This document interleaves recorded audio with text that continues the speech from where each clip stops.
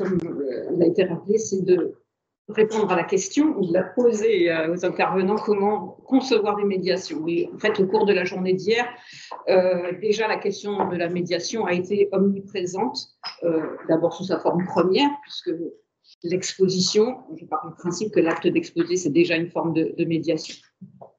Dans le parcours scénographie, les textes dessinent une narration avec et autour des objets et qui tissent une relation entre les concepteurs de l'exposition, qui en assument le propos, les objets et les regardeurs, visiteurs. On a aussi beaucoup parlé hier de la responsabilité des équipes en charge de présenter au public les expositions et de les rendre accessibles, en conscience et en confiance, pour reprendre le mot de Guillaume Desanges, du Palais de Tokyo, évoqué hier par Mathieu Boncourt à propos de la crise Myriam Khan. Cette responsabilité s'exerce dans le choix de ce qu'on va montrer, objet, œuvre, document, mais sans doute bien plus encore dans le pourquoi et le comment on va le faire. Voilà, donc là, je voudrais resserrer un peu la focale sur ce comment de la médiation. Mais il me semble quand même utile de faire un petit retour sur la notion de sensibilité qui a été abordée déjà bien magistralement par Annette Becker hier dans sa présentation, puisque parler de la question de la médiation, c'est aussi tout de suite se demander est-ce qu'il s'agit véritablement de traiter des objets sensibles, c'est le thème du colloque, ou des questions sensibles à travers les objets, ou encore de parler à des personnes sensibles. Il me semble difficile de ne pas embrasser en fait du regard justement ces trois facettes, puisque objet, question, personne sensible. En fait, la sensibilité, elle est dans la relation de sens justement qui existe lorsque le regard est posé sur l'objet par ses différents regardeurs, à commencer d'ailleurs par le concepteur de l'exposition lui-même. Voilà, donc évidemment la question, le terme sensible, bon, pour rappeler rapidement, ce que on désigne généralement, notamment en fait dans les sciences de l'éducation qui se sont quand même beaucoup saisies de ce sujet-là, c'est évidemment ce qui suscite des affects, des sentiments forts et le plus souvent contrastés. Donc il y a cette dimension aussi de dissensus émotionnel et dissensus d'opinion, puisque ça renvoie aussi à des valeurs, à des croyances. Quels sont les sujets sensibles? Alors là, je ne vais pas les énumérer, ça viendra, je pense, au fur et à mesure des exemples et des expériences qui seront relatées. Mais évidemment, je crois que cette notion quand même des risques de dissensus, et c'est ça qu'on perçoit évidemment quand on parle, quand on prépare en fait une exposition, quand on prépare des médiations. Donc ce risque de dissensus, c'est ça qu'on essaye aussi d'appréhender, de mesurer, de délimiter, de prévenir, qui peuvent d'ailleurs, comme on l'a vu aussi hier, évidemment déboucher non seulement sur des polémiques, mais aussi des formes de judiciarisation. Voilà, alors je voudrais juste peut-être sur les différents registres justement de la notion d'objet et de sujet sensible,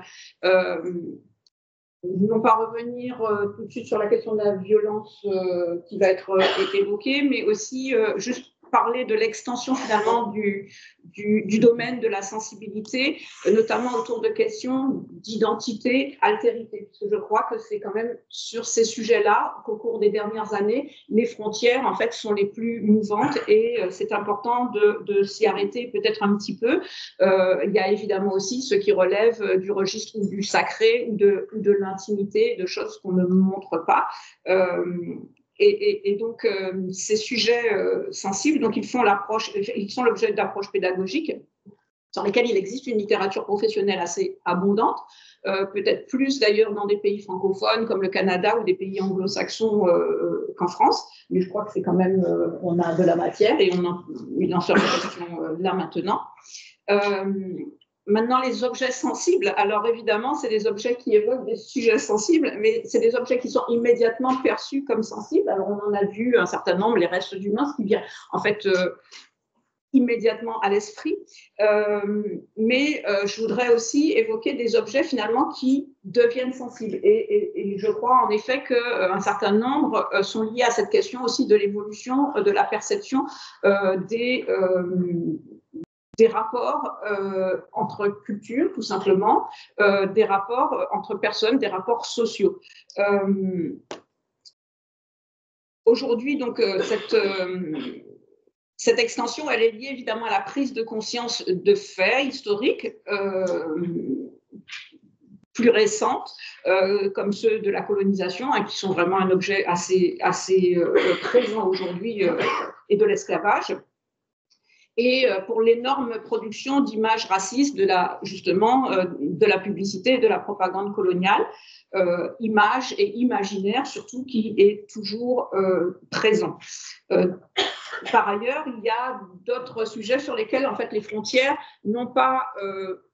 sont repoussées en quelque sorte, mais finalement fluctuent en aller et en retour. Je pense notamment à la question des images licencieuses. On a parlé de Félicien Rops hier, érotique, pornographique, et cette même définition de la pornographie qui est également questionnée.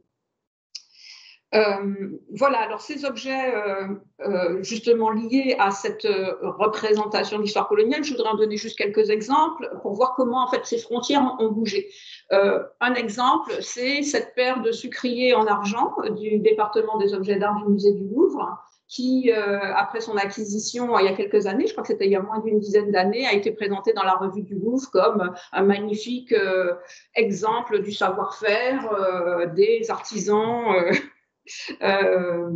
voilà, donc du savoir-faire français du XVIIIe siècle à sujet exotique. La ligne a commencé un petit peu à bouger dans le cartel qui a présenté ces objets dans l'exposition Objets voyageurs au musée du Louvre en 2021, si je ne me trompe. Et enfin, voilà, l'objet a pris en fait sa dimension sensible l'an dernier, 2023, de façon beaucoup plus éclatante auprès du public, parce qu'il a été inséré dans une exposition sur l'esclavage au Panthéon, l'exposition Oser la liberté. Et donc là, il s'est inscrit véritablement dans un discours où, évidemment, ce qui était représenté, ce que ça signifiait, à la fois de l'esclavage, de l'économie coloniale, du pouvoir du sucre et de son économie dans la société, évidemment, apparaissait très fortement. Bon, il y aurait bien d'autres exemples, mais comme maintenant, il s'agit de laisser la parole à nos intervenants, je voudrais juste poser les questions en fait qui me semblent venir à l'esprit, en fait, évidemment, de à quoi doit servir la médiation.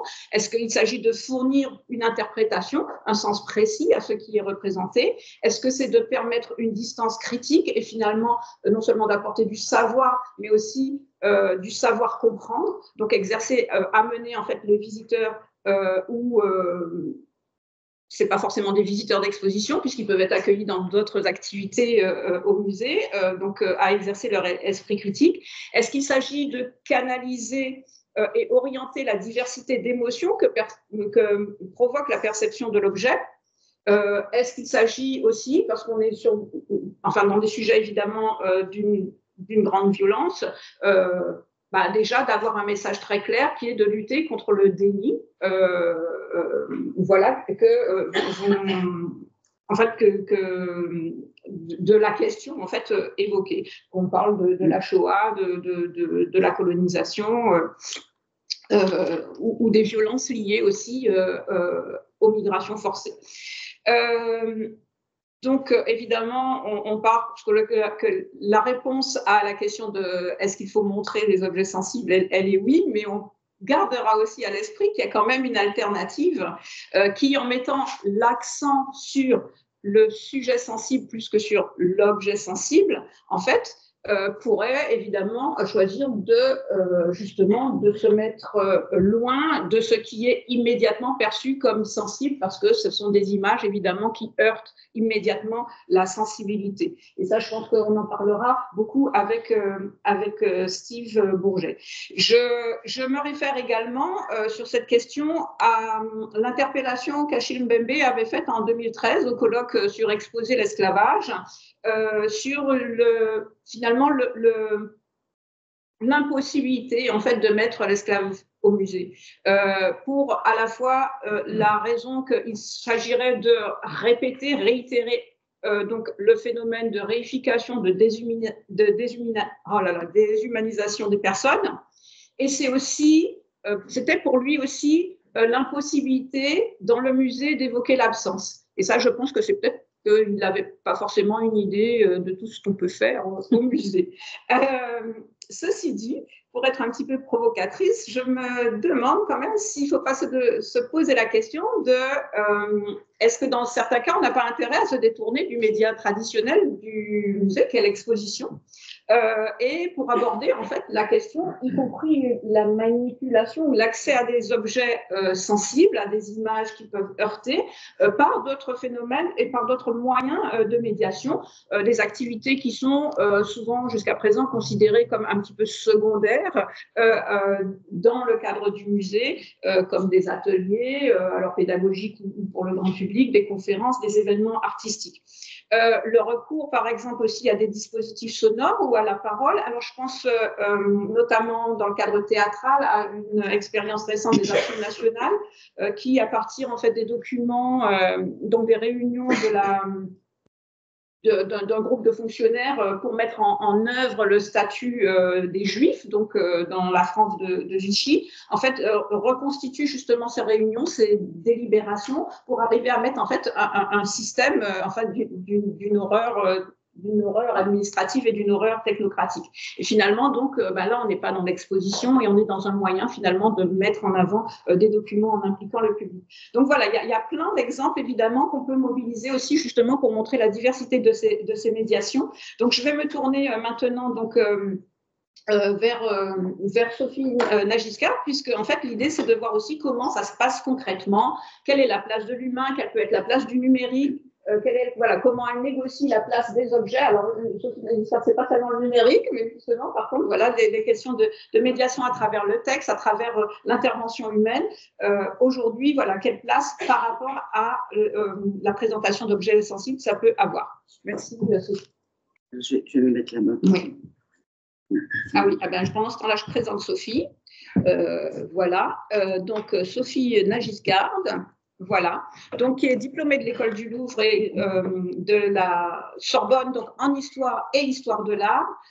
Travaille depuis longtemps dans la programmation culturelle et l'organisation d'expositions. Elle a été parmi les fondateurs et fondatrices de l'usine éphémère, un des premiers tiers-lieux de la région parisienne. Elle a travaillé aussi pour la Fondation Cartier pour l'art contemporain et au musée de la Poste. Voilà, et depuis les années 90, elle travaille sur des sujets résolument contemporains, d'abord à l'ASCAM et depuis 2003 comme responsable du service des activités culturelles mémorial de la Shoah. Et à ce poste, avec ses équipes, donc elle a organisé une centaine d'expositions. Donc, elle va nous parler évidemment de sa matière présente, voilà, avec un certain nombre de questions évidemment sur les génocides et les crimes de masse, comment exposer sans choquer mais sans édulcorer.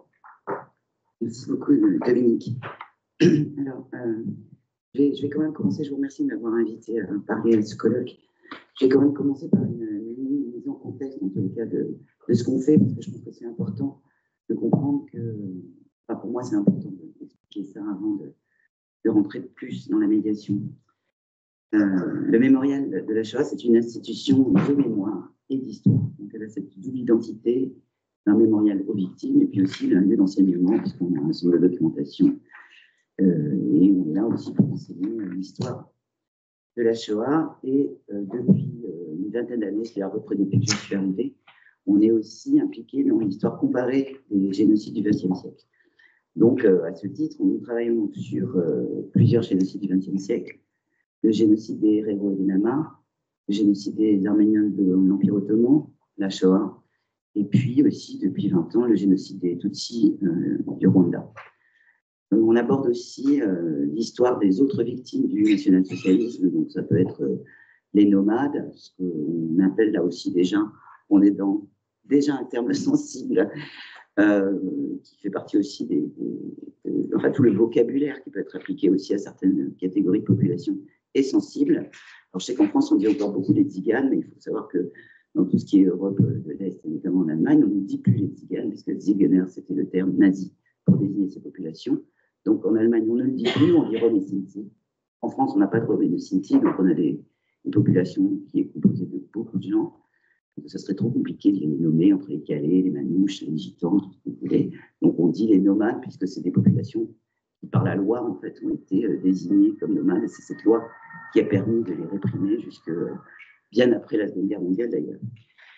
Et donc, on a aussi travaillé, par exemple, sur les homosexuels et les lesbiennes en Europe nazie. Donc, ça aussi, c'est pareil, c'est toute une catégorie de crimes qui n'avaient pas été exposés encore au musée, on va dire un peu institutionnel.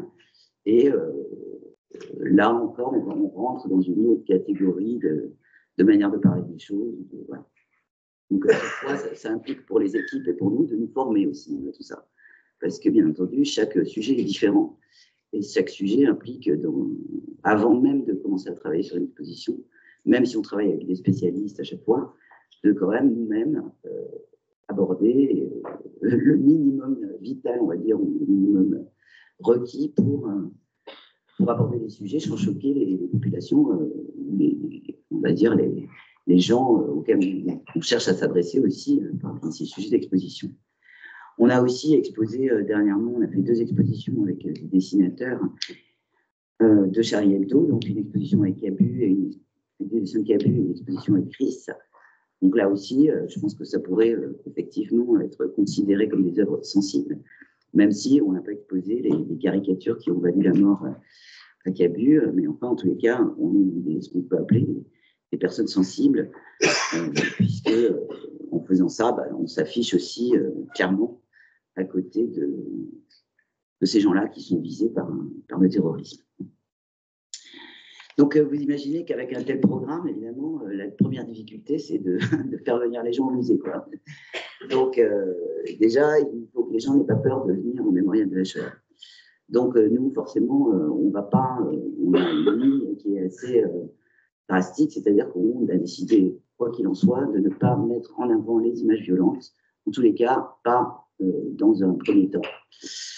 C'est-à-dire que si vous rentrez dans notre mémorial, non, vous n'allez pas vous trouver confronté avec une image de la Shoah par balle. Et pourtant, on a fait l'exposition sur la Shoah par balle, on a été les premiers à parler de ça. Donc, je peux vous dire que des choses violentes, il y en a.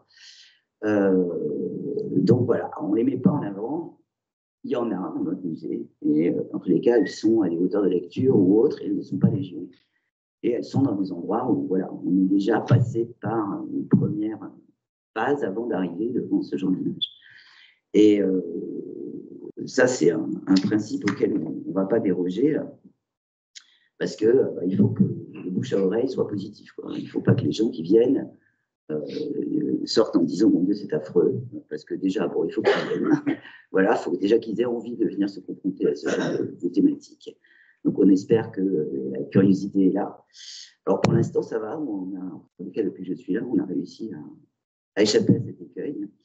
Mais voilà, on reçoit par exemple énormément de scolaires. Et pour tout ce qui est scolaire, effectivement, Dominique, vous avez raison, on a choisi une médiation humaine. C'est-à-dire qu'il n'y a pas un groupe scolaire qui rentre sans être accompagné d'un guide conférencier formé par le mémorial.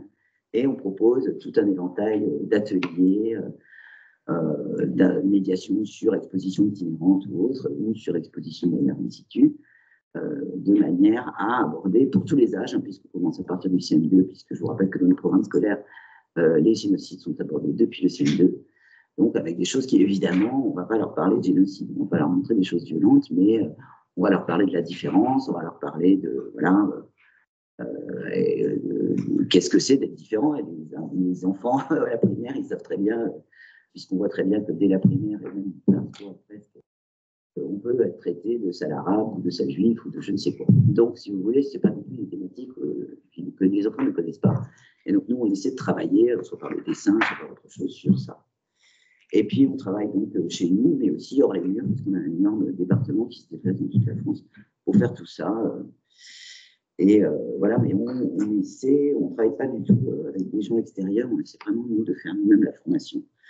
Et les équipes du service pédagogique travaillent là aussi comme nous. Chaque fois qu'on aborde un nouveau problème, on est vraiment, nous, en lien, on fait des formations avec les commissaires scientifiques et tout ça, pour être prêt au moment X où on va proposer les activités, pour être prêt à aborder les questions. Voilà.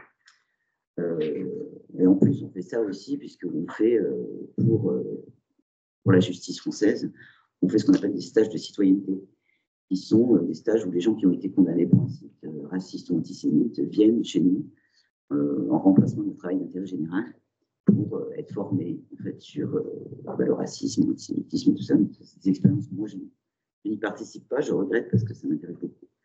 mais c'est quelque chose qui se construit, qui est quand même... Et tout ça, c'est un travail, je dirais, qui est mêlé. C'est-à-dire que dans notre musée, on n'est pas très nombreux. Et de toute façon, nous, ce qu'on fait au service d'activités culturelles, donc aussi bien en exposition qu'à l'auditorium, puisque moi je gère les deux parties, et effectivement, toutes nos expositions sont couplées avec des programmes spécifiques qui viennent aborder, comme vous le disiez, Dominique, d'autres manières de construire les sujets. Donc, vous parliez de cette pièce de théâtre qu'on fait par, voilà, on la programme, enfin voilà, on est vraiment aussi, nous, dans cette espèce de recherche, tout azimut, tous médias confondus, de passer les choses les plus difficiles avec tout ce qui nous est possible. Donc, ça va aller de la lecture musicale d'une histoire personnelle, de sa grand-mère, de la sienne. Enfin, je veux dire, je pense qu'en 20 ans, on a à peu près tout essayé. On va dans l'art contemporain, on n'a pas de tabou, on dirait. J'ai même été voir des expériences de réalité virtuelle. Malheureusement, on n'a pas de moyens de produire pour le moment de la réalité virtuelle. Et pour l'instant, je dois dire que l'abord qui est proposé par ces médias, que je trouve très intéressant, parce que c'est assez ludique et c'est assez marrant, il est vraiment monstrueux sur les génocides, c'est-à-dire que ce sont des gens qui ne se posent pas du tout la question, alors qu'est-ce qu'ils vont donner à voir aux autres, et qui, par exemple, ils vous proposent de voir l'expérience en réalité virtuelle d'une petite fille qui va être tuée dans une fosse en Ukraine, c'est-à-dire le truc vraiment que nous, on ne fera jamais. Mais bon, ça, c'est, par exemple, une vision qui est très anglo-saxonne des choses. Et moi, personnellement, nous, on est d'accord entre les pour ne pas proposer ce genre de choses. Donc, on y viendra certainement. Peut-être qu'un jour, on aura les moyens de produire ce genre de choses nous-mêmes. Mais pour l'instant, on n'est pas encore. Donc, notre politique, c'est donc, comme je le disais, de ne pas mettre en avant les objets les plus durs, ni pas non plus d'images cachées derrière d'autres, ou de procéder de découverte derrière un rideau, d'un objet ou d'images dures, ce n'est pas du tout notre truc. Mais cependant, voilà, même si on ne les met pas, on ne va pas non plus édulcorer l'histoire des génocides. Un génocide, c'est la mort de masse.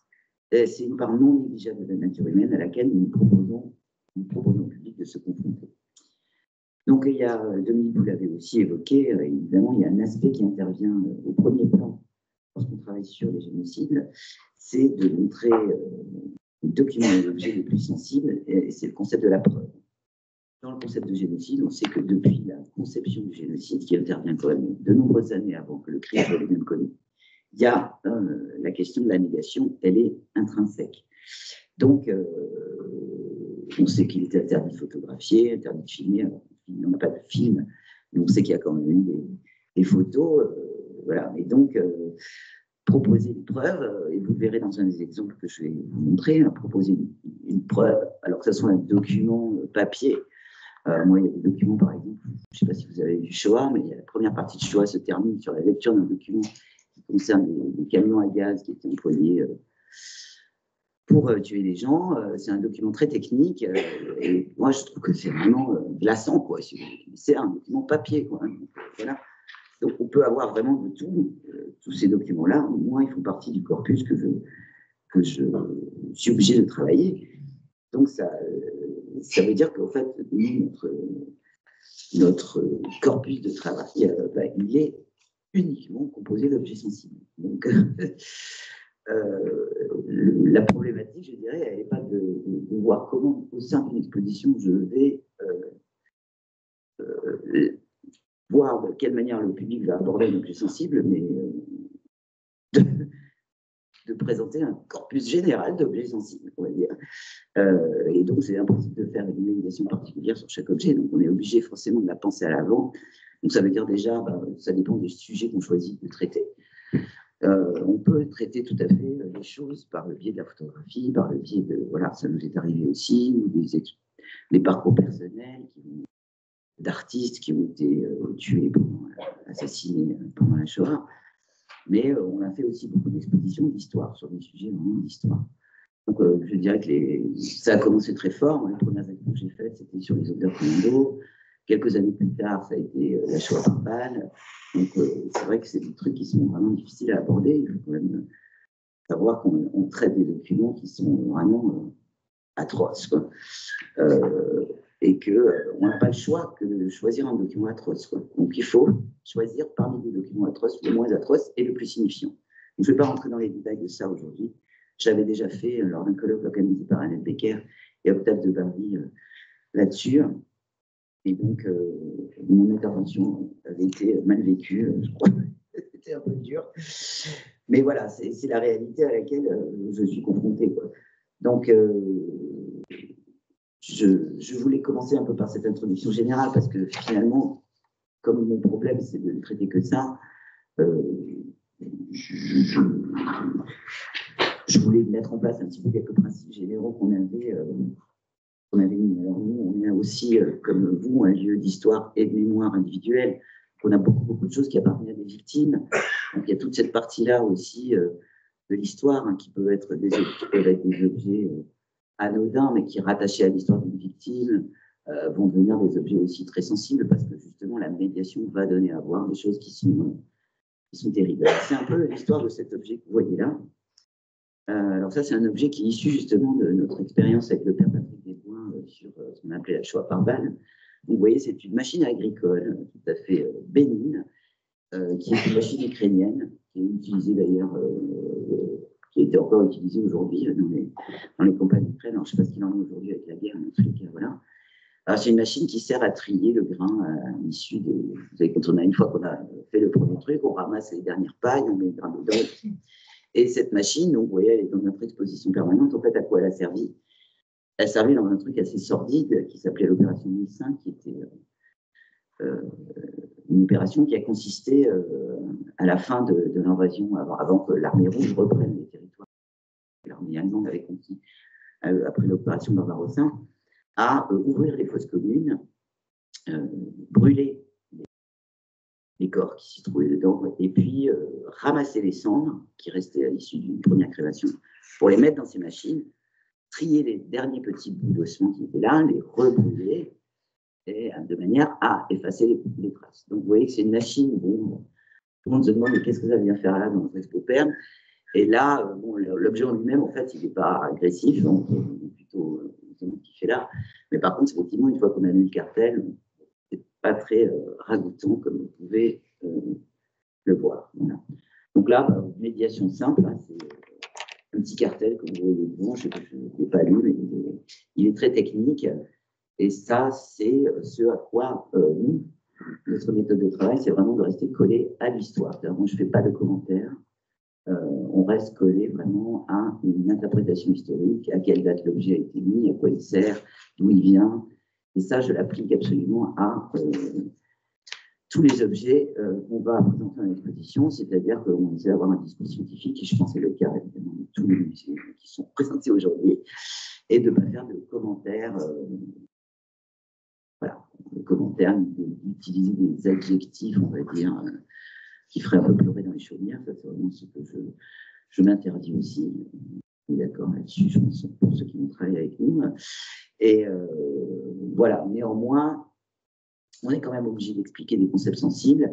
Et d'une manière générale, je voudrais dire que moi, je suis un peu en pute avec certains partenaires avec lesquels on travaille, notamment en muséographie, parce que ces dernières années, vous le savez tous, la muséographie impose de faire des textes très courts. Alors bon, c'est bien joli, effectivement, parce que le public paraît qu'il est inculte, mais moi, je ne l'ai pas vérifié personnellement. Et moi, je me retrouve vraiment en difficulté pour écrire des choses, parce que si je dois faire un texte d'introduction d'une expo qui ne dépasse pas les 1000 signes, et que je dois exposer des concepts hypersensibles, si je suis obligé d'enlever toutes les conjonctions de coordination, tous les adjectifs, je me retrouve avec des phrases coup de mitraillette, et je ne peux pas me permettre de faire ça, parce que c'est trop difficile, et je pense que la langue est la première médiation. Si on s'interdit d'écrire des choses d'une manière sensible, en imitant les formes, c'est le premier degré de faire que les gens ne peuvent pas venir voir les autres. Donc ça, c'est dit. Néanmoins, je me plie quand même au texte court, mais je dois dire que suivant les sujets, c'est vraiment quelque chose qui est de l'ordre de l'impossible. Et moi, j'ai refusé certains textes qui m'ont été proposés par des gens dont c'est le métier. Alors, on m'a dit, mais madame, tout le monde le fait dans le monde. Je dis, ben oui, mais le monde serait entièrement fasciste. Moi, je ne le serais pas personnellement. Donc, chacun sa vision des choses. Alors, ensuite, je vais faire un exemple. Alors, ça, c'est un exemple que j'ai repris. 3 minutes. Bon, je vais aller très vite. C'est quelques images qu'on avait proposées avec Henri Rousseau dans une exposition qu'on a faite sur le procès Eichmann. J'avais été trouvé du courrier qui avait été envoyé à Ben Gourion à l'occasion du procès Eichmann, quelques images qui avaient été envoyées par quelqu'un qui, je pense, les avait envoyées pour qu'elles fassent preuve. Donc voilà, je trouve ça dans une enveloppe, je les scanne. Vous voyez, c'est des images qui se passent à Libye en 1943, c'est des juifs qui sont, voilà, on leur rase la barbe. Et évidemment, vous avez la dernière image d'un corps battu. Donc là, on a décidé, si vous voulez, de montrer les images, mais on les a mises dans une vitrine de manière à ce que on cache, en fait, la partie la plus difficile à voir. Ça fait l'objet d'un petit débat, on pourra en parler après. Parce que je voudrais quand même terminer sur cet exemple-là, qui pour moi est très important. Donc là, vous voyez, vous avez un mémorial, qui est le mémorial de Nyamata, qui est au Rwanda, donc qui est une église dans laquelle plus de 2000 personnes ont été tuées au moment du génocide Tutsi du Rwanda. Et pour le 20e anniversaire, on a fait une exposition avec Stéphane Rousseau. Et alors, j'ai fait plusieurs expositions sur le Rwanda, mais ça, c'était notre seconde.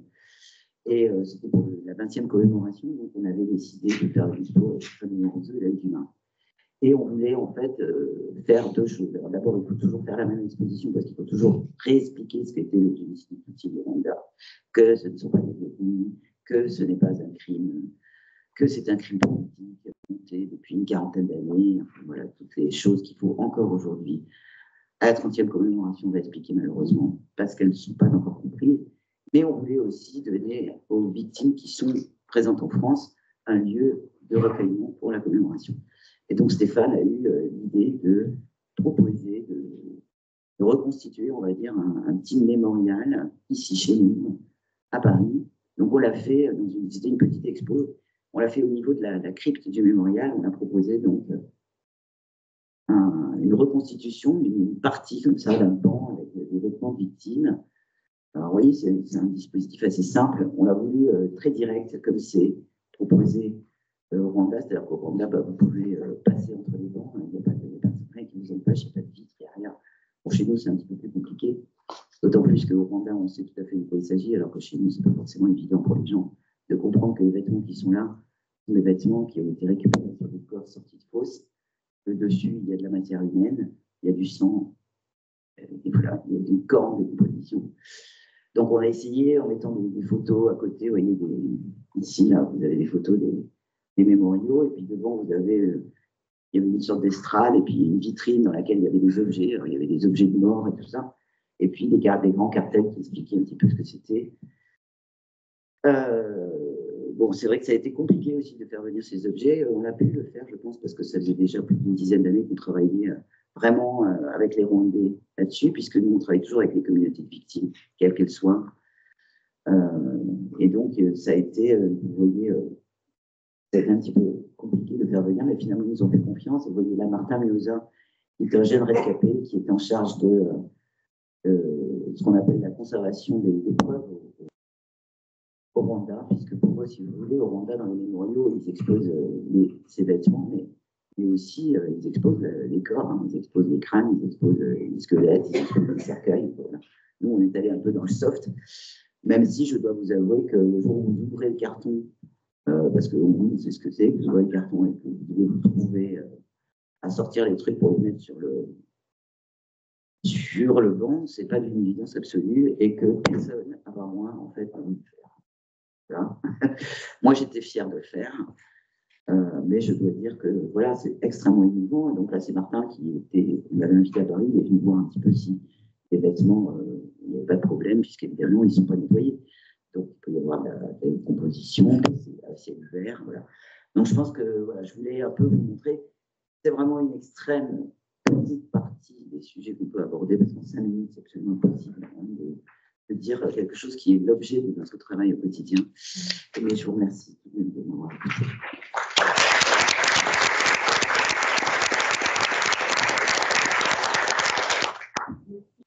Sophie, c'est toujours un rôle déplaisant de devoir faire accélérer intervenants. Mais on pourra justement revenir, je pense, sur ces questions qui évidemment traversent ces 2 journées que nous passons ensemble dans les échanges avec le public. J'ai noté aussi en passant quand même quelque chose d'important qui a été dit, et je pense peut-être qu'on n'a pas forcément beaucoup souligné, enfin si ça a été abordé hier, je crois, par François Quintin. C'est aussi une question, je pense pour les médiateurs aussi, c'est le soin et la difficulté pour eux-mêmes, en fait, finalement, qui sont confrontés continuellement à ces questions-là. Si c'était présenté dans le cas justement des mémorials du génocide Tutsi au Rwanda, c'est-à-dire aussi de comment on équipe en quelque sorte aussi justement tous ces médiateurs à faire face quotidiennement à ces questions-là. Voilà. Parce que c'est vrai que le consensus qu'il doit y avoir entre toute l'équipe qui organise finalement l'exposition et les dispositifs de médiation sur les principaux messages à apporter, mais aussi peut-être sur l'extension de la zone de confort ou d'inconfort qu'on va créer pour les visiteurs et pour les personnes qui accompagnent ces visiteurs. C'est vrai que c'est quelque chose peut-être sur lequel on n'a pas forcément beaucoup l'habitude de se pencher très concrètement dans les musées et je crois que ça peut être voilà, un objet de nos débats. Maintenant, je vais passer la parole à Elisabeth Jolis-Schimmels. Qui va, donc Elisabeth Jolis-Schimmels, d'abord je vais la présenter, voilà, qui est conservatrice en chef du patrimoine, elle est chef du service des collections du Musée national de l'histoire de l'immigration, donc à la Porte Dorée. Elle est spécialisée dans la muséologie de société et ses travaux scientifiques s'articulent autour des enjeux patrimoniaux, du témoignage, ainsi que la relecture en fait, des collections au prisme des évolutions historiographiques et sociales. Elle a notamment assuré le commissariat ou le co-commissariat des expositions Olympisme, une autre histoire du monde, qui ouvre demain. Qui ouvre vendredi, qui est verni à vendredi, pardon, voilà. Mais également la nouvelle galerie des dons, et je pense qu'on va en avoir quelques images. Voilà. Et au musée de Strasbourg, l'exposition Guéniza, objets cachés au cœur des synagogues, ainsi que l'exposition Réminiscence, design Alsace, tradition, musée alsacien. Donc aujourd'hui, elle va aborder en fait comment les récits de vie et l'approche biographique constituent une voie particulièrement pertinente et efficace pour la médiation des migrations, mais en général aussi sur l'ensemble des sujets sociaux. Donc merci Elisabeth, tu as la parole. Merci Dominique et merci de l'invitation, de l'opportunité de présenter le Musée national d'histoire de l'immigration, que je ne vais pas recontextualiser, mais en tout cas j'ai à l'invite de Dominique et puis de l'organisation. Moi, même dans une table ronde sur la médiation, j'ai voulu parler de collection. Parce qu'effectivement, pour moi, il n'y a pas de différence dans nos métiers, il n'y a pas de segmentation et ce n'est pas le rôle du service des publics uniquement de se préoccuper de la médiation. Mais en fait, dès le départ, la manière dont les collections sont constituées et selon quel objectif et quelle déontologie aussi, est une part importante de la relation du musée au public en général, à la communauté, aux citoyens, enfin à tous ceux qui sont autour de lui.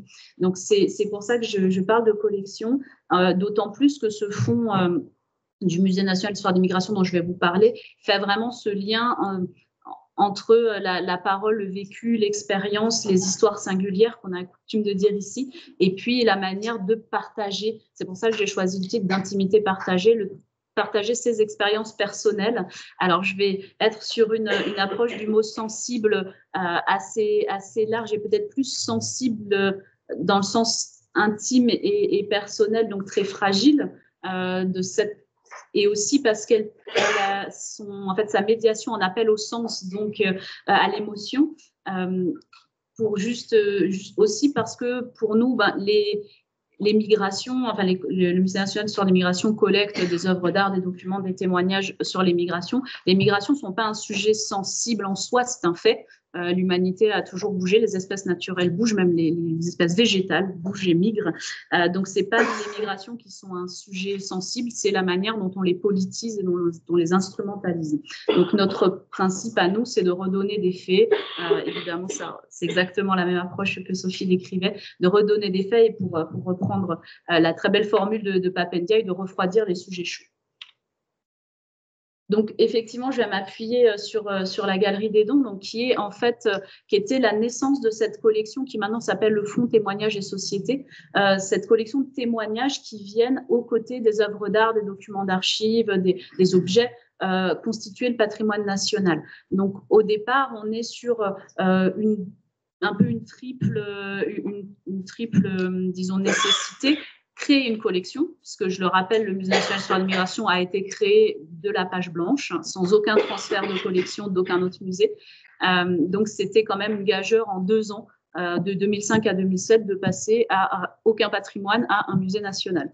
Donc, il y avait cette nécessité de collecter et donc d'ouvrir. Donc, il y a eu un appel à collecte qui a tout été diffusé en parallèle des recherches, des démarches d'acquisition plus classiques, d'achat notamment, mais aussi de pouvoir manifester cette dimension participative à travers des espaces scénographiques qui étaient à investir. Et donc, cette galerie qui existait à l'étage, qui fait maintenant partie de manière complètement intégrée du nouveau parcours permanent, il fallait l'investir et l'idée a été de reprendre aussi cet appel, cette manifestation de cette démarche participative qui existait notamment à Ellis Island, de pouvoir appeler au don pour le musée. Alors, je ne vous cache pas qu'au départ, ce n'était pas de dons du tout, c'était des dépôts, parce que mon prédécesseur, le premier chargé de ce fonds, lui, il voulait justement pas que les gens donnent des objets, parce qu'il pensait qu'ils n'étaient pas assez avertis de ce que ça allait faire à leurs objets, à leurs histoires familiales, et la question irrévocable de l'entrée dans le patrimoine lui posait vraiment un souci, je trouve assez, de manière très intéressante et puis très, très légitime. C'était vraiment une prise de position. Puis, par la suite, il y a eu des appels, il y a eu des transformations, or sans doute pour des raisons un peu pragmatiques aussi, mais aussi parce que les gens il y a eu cette envie d'intégrer vraiment durablement et de conserver parfois un lien, une histoire qui s'étiole dans les familles. Ça, je pense que tous les collègues qui acquièrent des fonds familiaux, des fonds sur l'histoire familiale, savent que c'est souvent un moment où on craint que la rupture dans la famille se fasse, qu'on va vers le musée pour essayer de la sauvegarder et de la faire connaître. Une dimension aussi sans doute de reconnaissance, mais aussi presque de modèle. Dans les premières versions et dans les premières intentions de dons de la Galerie des dons, on a cette idée de montrer comment sa famille a été un modèle d'intégration et comment on y arrive. Et j'ai même eu une donatrice qui m'a dit c'est pour montrer aux immigrés aujourd'hui ce que c'est que s'intégrer et que c'est possible. Donc, c'est assez particulier aussi à manier pour nous.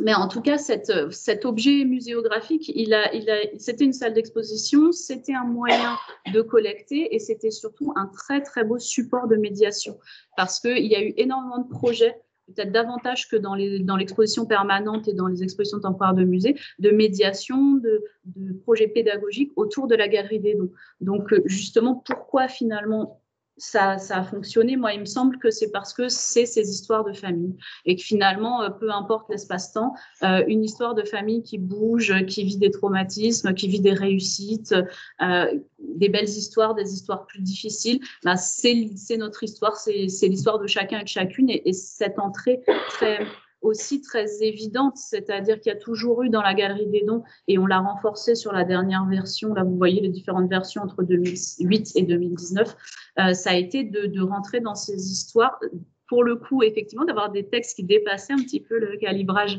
habituel parce qu'on voulait que les gens puissent prendre le temps, s'ils le voulaient, de découvrir l'histoire. On a vraiment une vitrine par histoire et ça fonctionnait très bien parce que soit on s'identifiait à l'origine, soit on s'identifiait à un objet, on retrouvait un objet de sa grand-mère, un objet de son père. Donc cette dimension d'identification, elle était assez forte. Pour revenir à un sujet de sensibilité, donc c'est pas du tout évident de patrimonialiser l'humain parce qu'effectivement on est dans une démarche de mémoire. Là, nous, c'est la part, Sophie disait bien l'équilibre histoire-mémoire. Cette collection, elle est vraiment la part mémorielle. Et en fait, quand j'en ai pris la responsabilité il y a bientôt 6 ans, c'était pas évident de savoir la positionner parce que on me disait mais pourquoi il n'y a pas de gens connus, pourquoi il n'y a pas, pourquoi est-ce que c'est pas de toute, enfin c'est quoi les critères, pourquoi cette histoire-là plutôt que l'autre. Et en fait, ça m'a pris un peu de temps et beaucoup de discussions et beaucoup d'échanges pour se dire mais en fait c'est pas tant le résultat, c'est la démarche. Et là, le musée, il est vraiment dans un rôle de médiateur entre les personnes, les individus, vous et moi, et le patrimoine national. Et donc, finalement, ce qui fait notre bien commun, mais aussi ce qui reste comme trace, comme preuve. Et Et donc, de se dire finalement, on ne doit surtout pas être prescripteur un peu, moi je dis toujours entomologiste, on ne va pas essayer de faire un beau tableau qui représente toutes les migrations et toutes les histoires. On va être dans cette démarche de permettre cet archivage de soi dans le patrimoine national. Donc, et ça ne veut pas dire oui à tout, pas du tout. Ça veut dire beaucoup de temps pour expliquer le cadre, expliquer les implications, analyser et faire accompagner les gens dans ce qu'ils attendent de ce don. Parfois, c'est vraiment une vitrine. Donc, dans ce cas-là, on leur dit, la vitrine, c'est pas forcément donné si vous voulez être exposé pour plein de... Il y a vraiment des fois cette question d'hommage qui vient.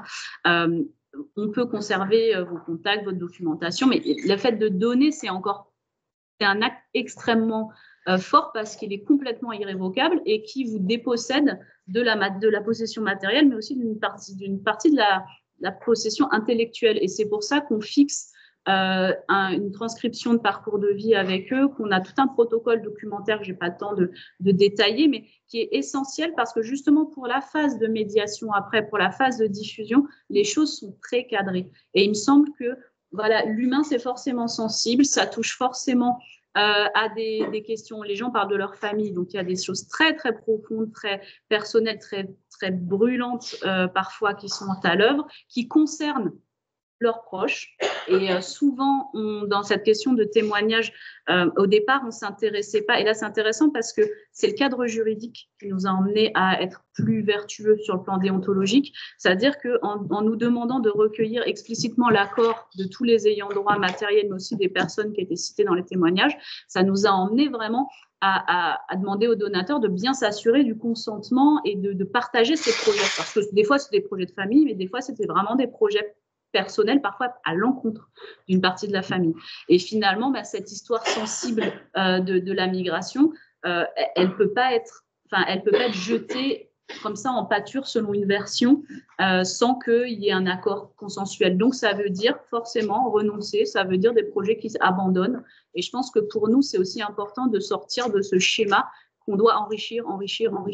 Autant que pour les collections issues de contextes coloniaux ou autres, il y a des musées qui disent bon, on a ces fonds dans les collections parce que c'est l'histoire du musée, mais on va arrêter d'acquérir parce que c'est pas possible de continuer à perpétuer cette patrimonialisation-là.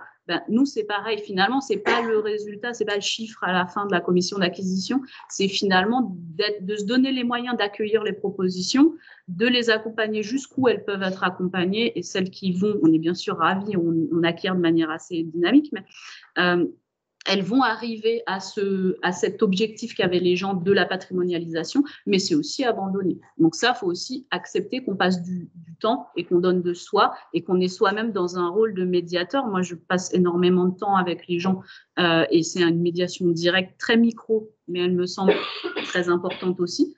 Dans une relation. Et après, la difficulté, c'est aussi la faire perdurer dans le temps, parce que là, on est des humains, on a une relation qui se construit, mais dans 10 ans, serai-je encore là? Dans 10 ans, le donateur sera-t-il encore là? Dans 50 ans, on n'y sera plus ni l'un ni l'autre. Donc, comment on fait aussi cette mémoire? Moi, ça me paraît vraiment dans ces sujets qui ne sont pas anodins. Comment on s'assure qu'au fil du temps, on ne va pas dévoyer, la parole ne va pas être instrumentalisée? Je pense qu'une de nos réponses, c'est vraiment tout cet encadrement juridique et documentaire qui, là aussi, n'est pas très glamour dit comme ça, mais qui est vraiment le socle de la diffusion de ce qu'on peut en faire avant. C'est des documents qui sont accessibles aux équipes de médiation, aux équipes pédagogiques, au plus large public, en fait, aux chercheurs, évidemment, avec différents degrés. On s'est rendu compte aussi que un des pouvoirs de cette collection, c'était que finalement, la parole directe du témoin, elle est extrêmement attractive dans le bon sens du terme, c'est-à-dire qu'elle provoque un intérêt chez les publics qui est parfois bien supérieur à une parole institutionnalisée. Et évidemment, on a des excellents médiateurs et on en a qui captent l'attention des gens vraiment de manière remarquable. Mais finalement, cette parole très imparfaite, parce que les gens sont pas du tout des médiateurs, beaucoup sont pas à l'aise derrière la caméra, et les entretiens filmés, c'est quelque chose qu'on systématise maintenant. Parfois, ils sont très âgés, ils ont une diction un peu compliquée, parfois, ils maîtrisent pas le français parfaitement, mais c'est pas grave, en fait, parce que ce qu'ils ont à dire interpelle tellement les gens, ils veulent savoir pourquoi ils se sont mis devant cette caméra dans ce musée national, que finalement, ils rentrent dans l'histoire. Et c'est important de prendre cette parole pour ce qu'elle est, c'est-à-dire une mémoire, une expérience, évidemment, pas forcément juste parce que les souvenirs s'oublient, mais c'est pas, on fait très attention à la manière de la présenter, c'est-à-dire qu'on la présente comme une expérience, comme un témoignage. Et justement, dans le nouveau parcours permanent, ça a été une grande discussion avec les historiens, les commissaires scientifiques, c'est comment on les place, où est-ce qu'on les place, ces témoignages, pour pas qu'ils soient vus comme une illustration de la grande histoire.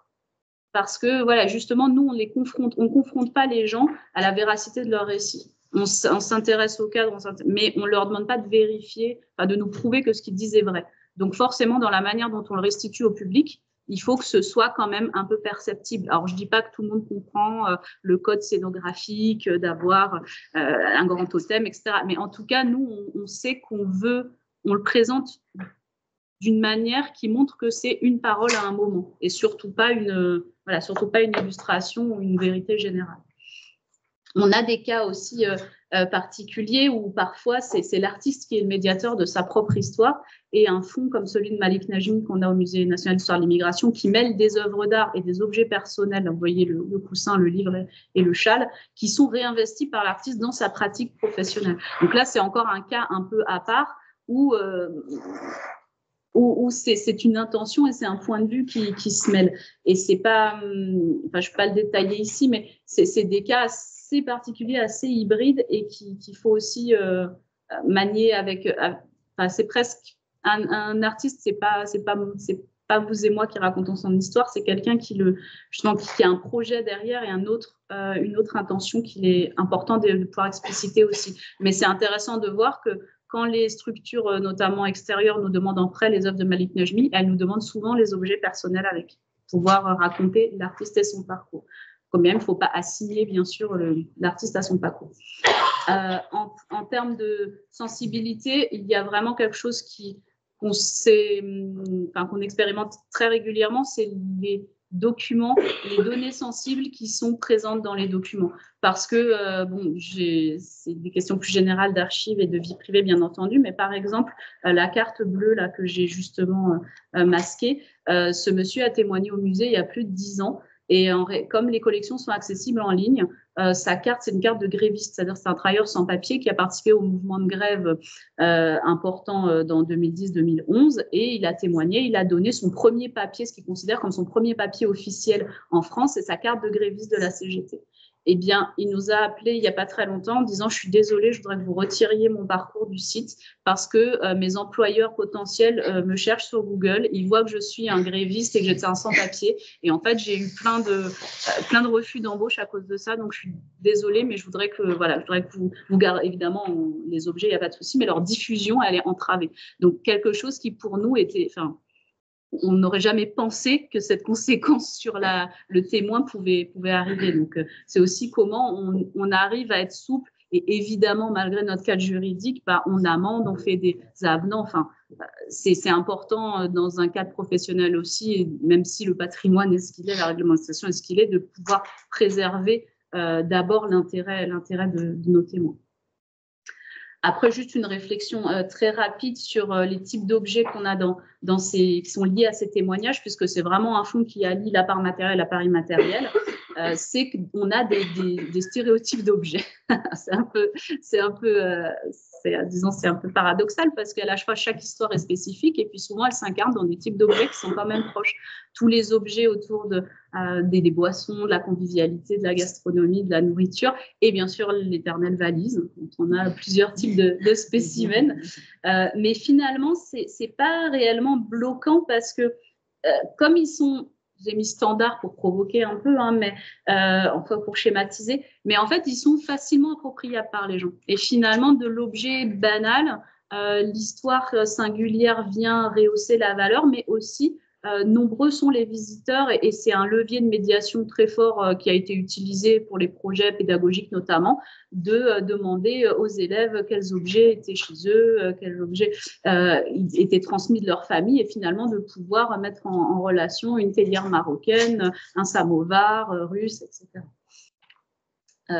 Et enfin, on a des objets qui sont complètement muets, mais je m'arrête, qui sont complètement muets. Enfin, c'était dans l'idée des discours qu'on porte autour des objets qui sont complètement muets sans leurs histoires. Alors, c'est comme l'exemple que Sophie montrait, avec une dimension qui est beaucoup, beaucoup moins tragique et beaucoup moins difficile dans le fond, mais effectivement, comment mettre en médiation cette paire de chaussures de gardien de foot ou ce sac de couchage sans pouvoir l'expliciter de manière développée. Donc ça, c'est vrai que évidemment, quand on a un médiateur ou une médiatrice, c'est parfait, mais comment, dans un cadre d'exposition, on peut là aussi peut-être un peu pousser le cadre du calibrage des textes et de la place dans les vitrines pour pouvoir expliquer pourquoi ce sac de couchage qui a une histoire justement tellement sensible et tellement personnelle et là pour le coup assez dur, mais qui se termine bien derrière, comment pouvoir l'expliciter. Et c'est donc, voilà, l'idée c'était aussi pourquoi je parlais d'imaginaire, c'est que souvent on voit qu'une autre médiation rentre en jeu, donc on a notre médiation institutionnelle, parfois la médiation directe du témoin, la médiation de l'artiste, c'est la médiation artistique, mais c'est-à-dire plutôt théâtrale ou poétique. Beaucoup de ces objets sont investis par des créateurs extérieurs qui veulent raconter des histoires de migration en les incarnant, mais non pas en racontant les histoires des témoins qui ont donné ces objets, mais en brodant une histoire sur ces objets. Donc ça, pour moi, ça ouvre à la fois c'est un potentiel intéressant et à la fois ça ouvre des questions sur est-ce qu'on peut vraiment manipuler ces objets et leur faire raconter une autre histoire que la raison pour laquelle ils sont au musée. Voilà.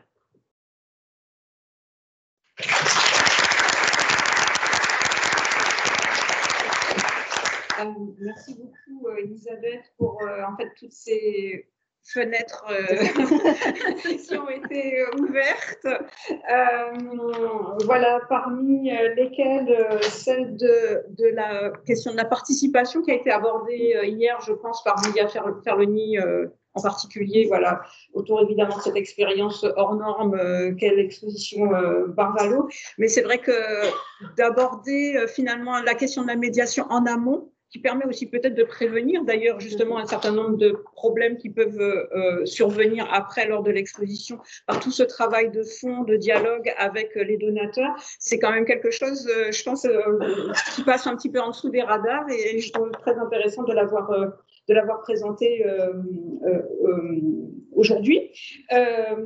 Et également aussi cette question finalement des objets qui deviennent des supports dont tout un chacun va s'emparer, quitte à le faire dire autre chose que ce que normalement pourquoi ils sont rentrés. Et je me dis que ça pose aussi la question de comment l'institution travaille vis-à-vis finalement aussi de formes de médiation que je vais dire alternatives ou même marronnes, c'est-à-dire aussi proposées finalement par des intervenants extérieurs qui jugent que justement le discours tenu dans l'institution ne correspond pas finalement à ce qu'il faudrait dire et qui secouent aussi un peu beaucoup et je crois que c'est vrai que la question de comment finalement on peut trouver des ajustements ou des dialogues entre ces différentes formes de médiation, c'est peut-être aussi quelque chose, un nouveau défi pour les institutions.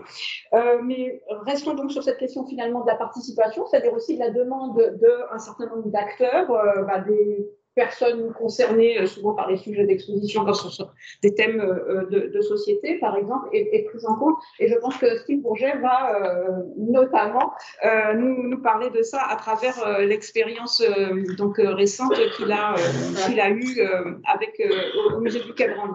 Donc, pour dire 2-3 mots pendant qu'il s'installe, Steve, et je reprends mon petit papier pour pouvoir faire la police.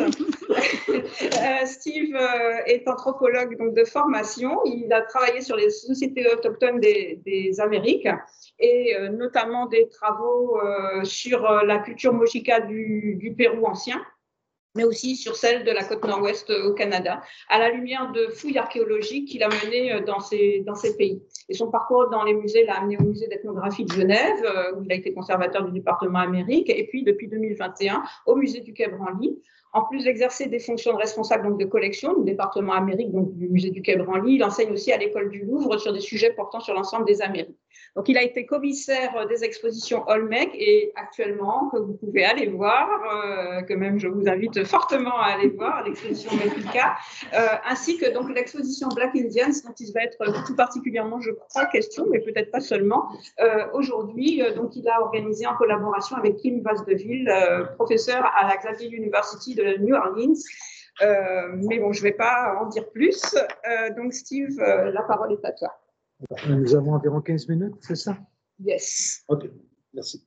Alors, bonjour à tout le monde. Je remercie les organisateurs du colloque. C'est un plaisir pour moi de participer. J'aimerais savoir en premier lieu combien d'entre vous ont vu l'exposition Black Indian. Levez votre main, s'il vous plaît, pour que j'aie une idée de votre densité artefactuelle, je dirais. Merci beaucoup. Alors, je vais bien sûr parler aujourd'hui de ce qui est autour de l'expo. C'est un peu, comment je dirais, ce sont plutôt des... je n'ai pas écrit un texte, j'ai plutôt des impressions qui me sont venues après l'expérience de cette exposition qui portait sur les traditions carnavalesques des Africains-Américains de la Nouvelle-Orléans. Alors, c'est une exposition qui avait un focus assez précis. J'ai pris comme titre aujourd'hui le mot « only words », les mots pour le dire. Les only words viennent en fait je dirais, d'une série d'événements qui se sont produits dans début des années 60 avec un comédien qui s'appelait Lenny Bruce aux États-Unis, qui était l'un des premiers grands stand-up comiques. Vous connaissez l'expression aujourd'hui. Et Lenny Bruce utilisait dans ses présentations 7 mots qui étaient bannis aux États-Unis au niveau policier. C'est-à-dire qu'il a été arrêté à plusieurs reprises pour avoir utilisé ces 7 mots. L'un d'entre eux commençait par F, l'autre c'était Mother F. Vous voyez, je pourrais les utiliser, ça ne me dérange pas, mais en gros, c'était...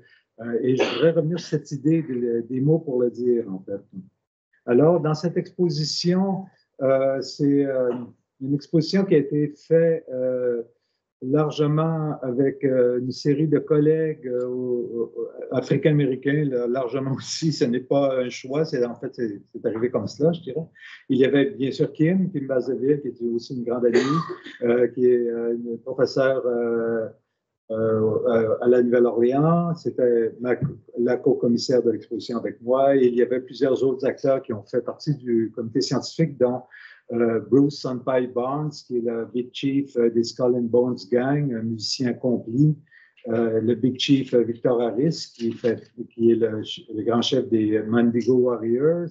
Et cette exposition, en fait, a débuté avec un projet de collecte de costumes et de documentation de ces traditions carnavalesques. Au musée, on travaille beaucoup sur le plateau Amérique, sur ces traditions. Alors, on s'intéresse beaucoup à différentes traditions, dont celle de la Bolivie et la Nouvelle-Orléans rentraient un peu dans cette problématique. Alors, vous voyez ici les 7 costumes que nous avons collectés jusqu'à maintenant et qui sont actuellement en monte sur le plateau des expositions. Alors, c'est une exposition qui avait lieu dans la Galerie Jardin, qui est d'à peu près 2000 mètres carrés et qui comprenait un parcours, je dirais, à la fois chronologique et un peu thématique, qui débutait bien sûr avec l'introduction et qui comportait 6 différentes parties, dont la découverte du Nouveau Monde, le triangle de fer, c'est-à-dire ce rapport durant l'esclavage entre l'Amérique, l'Afrique et l'Europe, la transition vers un nouveau pays, entre autres avec la vente de la Louisiane, la création des États-Unis, la question raciale, un moment clé qui était l'ouragan Katrina, et après on terminait avec les costumes, la grande salle des costumes de Black Indian. En fait, c'est une exposition qui est venue naturellement d'un travail qui était fait en remontant la rivière, si vous voulez. Donc, c'est plutôt à partir des costumes, à partir des gens de Nouvelle-Orléans que j'ai remonté avec mes collègues les sujets qui nous ont amenés jusqu'au début de l'exposition. Alors, une fois que la rivière avait été remontée, il était tout simple de faire une descente en canot et d'essayer d'éviter le plus possible les roches, les écueils dans la rivière. Donc, c'était un petit peu comme ça qu'on a fait cette exposition. Et les questions que je me pose un peu sont celles-ci, comment présenter des sujets qui peuvent porter à la controverse dans un contexte muséal. En fait, l'approche adoptée dans une exposition, comment raconter l'histoire ou comment raconter une histoire, comment dire et montrer les choses, les rôles du commissaire, la préparation des médiateurs, les missions des médiateurs et les choix ou de ne pas montrer certaines choses, la pornographie de la violence, par exemple, une discussion des sujets sensibles et l'organisation du comité de l'exposition et le rôle de ceux-ci. Mais je n'aurai pas le temps d'aller sur tous ces sujets, mais je voulais vous donner un petit peu les points de réflexion que j'avais. Je tiens à remercier Sophie aussi, car habituellement, quand je vais dans un colloque, je suis celui qui est porteur de la violence absolue. Alors, pour une fois, ce n'est pas moi. Ça, je me sens très bien tout d'un coup. Voici les 41 textes qui ont été principaux qui ont été écrits dans cette exposition que j'ai largement écrits, mais aussi ma collègue Kim a relu, on les a vérifiés, on les a testés ensemble, on s'est amusé, quoi. Et ce que vous voyez en vert, ce sont les textes qui sont en fait associés plus à des sujets sensibles, je dirais. Donc, il y avait à peu près la moitié des textes qui étaient sensibles. Il y avait 2 lignes directrices dans cette exposition, c'est-à-dire comment la violence s'exprime et comment les gens qui expérimentent ou qui subissent cette violence réagissent. Alors, c'était un peu tout le parcours des Africains-Américains depuis 300 ans dans les Amériques, depuis les débuts du déracinement en sol africain, c'est-à-dire cette violence et cette résilience. Au début, j'avais écrit un texte qui était beaucoup plus, des textes qui étaient beaucoup plus, je dirais, de nature philosophique, mais mes collègues africains-américains me ramenaient toujours au corps. Ils me disaient tout le temps, non, non, là, tu es à côté de la plaque, c'est sur le corps que s'exerce cette violence, c'est toujours sur le corps que ça débute. Et là, comme on dit chez nous, ça me tatouinait, si vous voulez. Ça me dérangeait parce que je trouvais que c'était une drôle de façon d'expérimenter, mais en fait, c'était tout à fait vrai. Vous allez voir tout à l'heure ce que je veux dire. Vous allez voir que c'est toujours sur le corps que débute la violence. Et il faut travailler littéralement sur le corps. Alors, les éléments qu'on a touchés dans cette exposition sont largement autour de la colonisation, de l'ethnocide, l'esclavage, la déportation, la guerre civile, la ségrégation et le racisme, mais surtout le racisme systémique.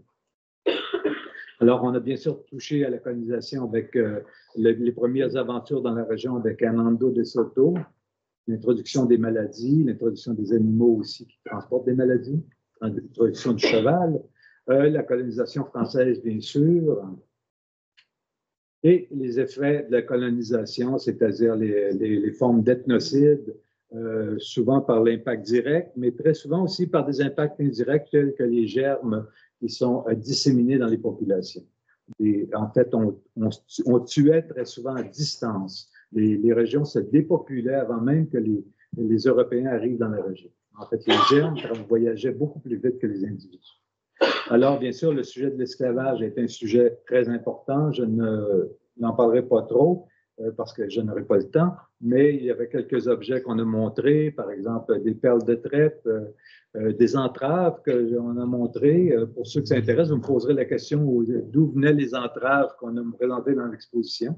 Il y a une petite histoire derrière cela, mais on en reparlera tout à l'heure si vous voulez. Des scènes d'esclavage, et là, j'ai surtout opté pour des peintures, quelques documents visuels, le fameux code noir qui servait à réguler la manutention, je dirais, des esclaves dans les colonies. Le code noir avait été dicté par la couronne française. En fait, c'était le roi qui imposait sa loi, si vous voulez. Alors, on a présenté le code noir. On a présenté, mais de façon sur des reproductions, la vente des esclaves, les choses comme ça. L'esclavage aussi, éventuellement par Américains, avec des documents assez extraordinaires tels que ce ledger, qui est en fait un livre de comptes qui servait dans les plantations à la Nouvelle-Orléans. Et vous voyez là-dedans listés aussi bien les animaux, les denrées que les esclaves. Ça fait partie finalement des objets qu'on utilisait pour la production du sucre. Il y a eu bien sûr d'autres événements tels que la déportation. J'aimerais vous faire remarquer qu'entre 1759, lorsque vous nous avez laissé tomber à Québec, on s'en souvient, comme on dit chez nous, et 1789, lors de la Révolution française, il y a 30 ans. Hein? Donc, il faut réfléchir à cela parce qu'en fait, la défaite à Québec a été le début d'un changement social extrêmement important qui a eu des répercussions considérables des deux côtés de l'océan. La guerre civile américaine, bien sûr, qui n'a pas été faite seulement pour l'esclavage, contre l'esclavage, mais aussi surtout pour la séparation des États du Sud, qui mène éventuellement à cette ségrégation. Donc, on a parlé bien sûr de la ségrégation aux États-Unis avec toutes sortes de documents. On a produit 2 films, dont un sur les groupes suprémacistes américains. On a montré cette violence et là, il me reste encore quelques minutes, 7-8 minutes environ, oui, OK. Je fais des progrès décisifs. On l'a montré surtout avec des documents visuels tels que vous voyez ici des interdits, mais aussi ces couvertures de partitions musicales que les gens achetaient pour pouvoir s'accompagner chez eux avec des rags qu'on appelait des ragtimes, des cakewalks. C'était de la musique extrêmement populaire. C'était un peu les Céline Dion de l'époque. Tout le monde achetait ces trucs. Et la couverture devait aguicher, devait intéresser les gens pour pouvoir acheter la partition musicale. Mais on retrouvait dans ces partitions qui ont été créées durant toute la période de la ségrégation en fait, des indices très clairs du racisme, mais aussi de la vision implicite de l'autre, notamment dans ce cas-là de l'Africain-Américain. Je vais juste vous montrer 2 exemples très rapides.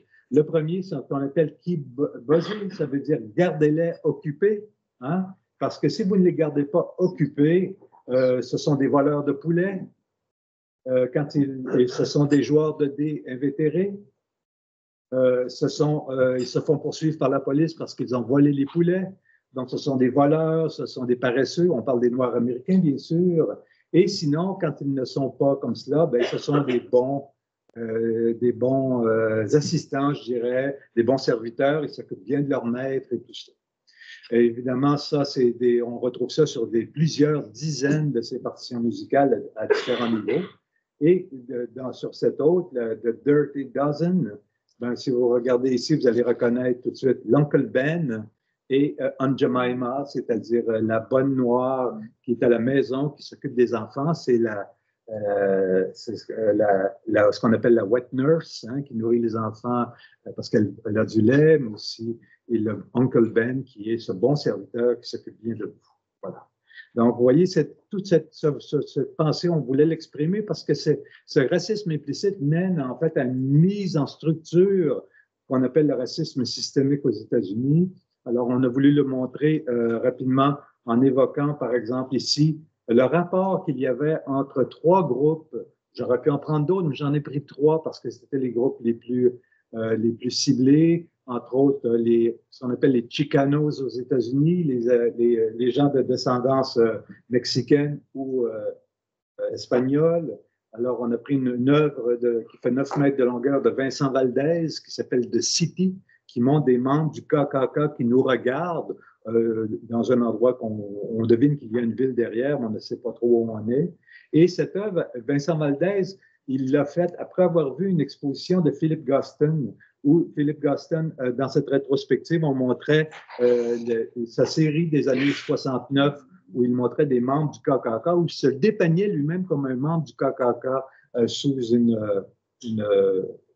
toge Et on a couplé tout cela avec une chanteuse qui s'appelle Billie Holiday, qui a chanté sa chanson fétiche, je dirais, pendant plusieurs années de sa carrière, qui s'appelle Strange Fruit, qui raconte les lynchages au sud des États-Unis, les fruits étranges qui pendent des arbres. Ce sont les Africains-Américains qui sont pendus aux arbres au sud des États-Unis.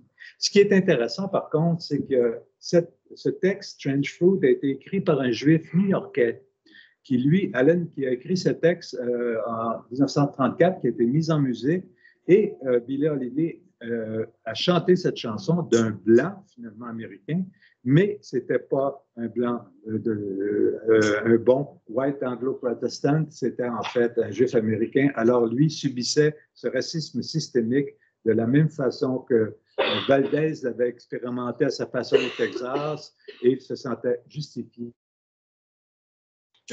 Elle se sentait justifiée d'utiliser cette chanson dans tous ses récitals. Et Philip Gostin, bien lui, en fait, ça vient. Philip Gostin, en fait, s'appelle à la naissance Philip Goldstein. Hein, et alors, il est un juif d'origine ukrainienne qui est né à Montréal, mais qui va changer son nom pour Philip Gostin en 1935, après que l'une de ses toiles qui dénonçait le KKK avait été détruite par la police, la faction rouge de la police qu'on appelait à San Francisco, qui sont rentrés dans une salle d'exposition, qui ont détruit sa peinture. Alors, il s'est anglicisé dans le processus. Alors, on a couplé cela avec un costume de... encore 2 minutes, j'ai terminé, excusez-moi, de Alfred Doucet, le Big Chief, qui nous montre une scène perlée sur son plastron d'un lynchage. Et on a évité, si vous voulez, de montrer ces photos qui sont abondantes, bien sûr, d'individus lynchés. C'était des cartes postales qu'on distribuait abondamment aux États-Unis. Alors, on n'a pas voulu les montrer justement pour cette idée de problématique de violence pornographique. Et en fait, vous voyez, dans Time Out, ça a assez bien fonctionné puisque il mentionnait la violence au travers des textes de Billie Holiday et du plastron du costume du Big Chief et non pas selon les photos qu'on aurait pu montrer. Alors, j'ai presque terminé. Donc, ce racisme, vous le connaissez bien sûr maintenant, qui continue aux États-Unis avec Charlottesville, avec la manifestation de George Floyd. Et vous voyez cette idée de réagir sur le corps, la violence sur le corps, ben, c'est exactement cela dont je parlais. C'est en fait, George Floyd est un exemple frappant de cette idée qui m'est venue des Africains-Américains de l'Europe. L'ouragan Katrina est un moment clé car il montre dans toute sa splendeur le racisme systémique puisque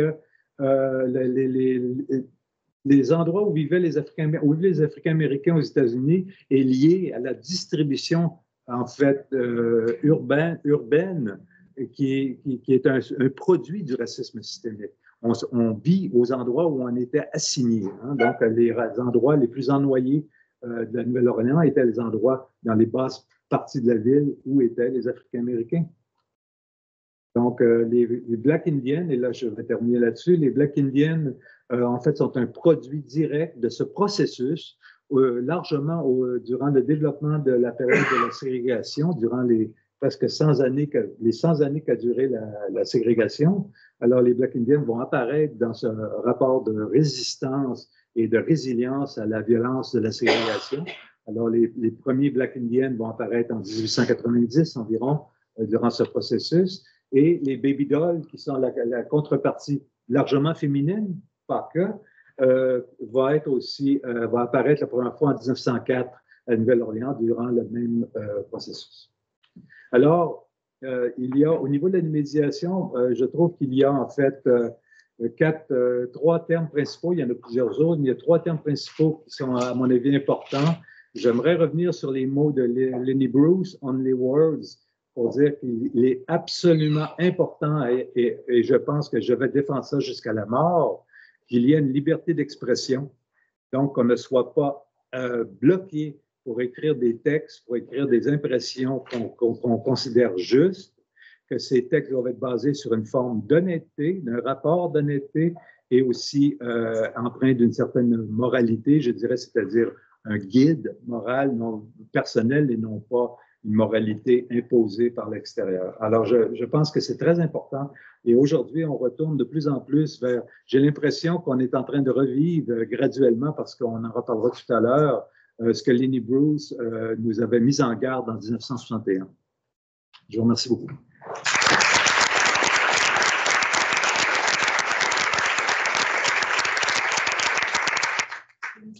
Merci beaucoup, Steve. Je ne sais pas combien de temps, là, je vais regarder, oui, on peut avoir pour... Un quart d'heure pour les questions, une dizaine de minutes. D'accord. Je vais peut-être passer la parole à la salle. Voilà, moi j'avais plein d'idées de choses qu'on pourrait discuter ensemble, mais d'abord la parole est à vous. Donc je ne sais pas s'il y a un micro qui circule, si voilà. Montrez Des questions?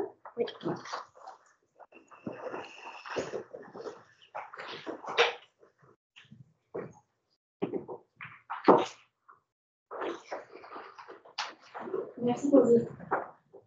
Merci pour ces interventions très intéressantes. J'ai une question par rapport à l'exposition temporaire en collaboration avec le mémorial de Yamata. D'après la photo, vous n'avez pas du coup exposé le banc dans une vitrine et vous avez dit qu'il y avait quand les vêtements n'étaient pas propres. Est-ce qu'il n'y a pas eu des problèmes avec les visiteurs quand même? Par exemple, je ne sais pas, odeur, il n'y a pas eu des problèmes. Pourquoi vous avez choisi c'est pour répliquer ce qui s'est passé, la muséographie du mémorial de Yamata ou... Oui, c'est ça. On voulait être au plus proche, on va dire, d'un espace commémoratif tel que certains sont au Rwanda, quoi. Donc, pour les évolutions de preuves, et puis c'était installé justement à côté aussi de notre propre crypte commémorative, pour qu'il y ait vraiment cette liaison quand même entre les deux communautés victimes qui n'étaient pas évidemment indiquées maintenant, mais qui étaient visibles et sensibles, en tout cas dans la vie anglaise. Et après, non, je vous rassure, pas d'odeur. Il y en a dans les églises, mais il n'y en a pas beaucoup comme ça. Et,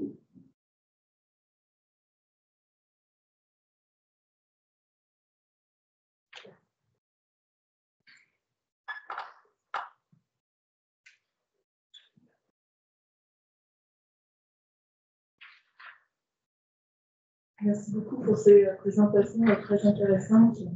J'ai cette question-là en fait déjà depuis hier. Je pense qu'il va de soi maintenant que le discours sur les objets se transforme dans le musée.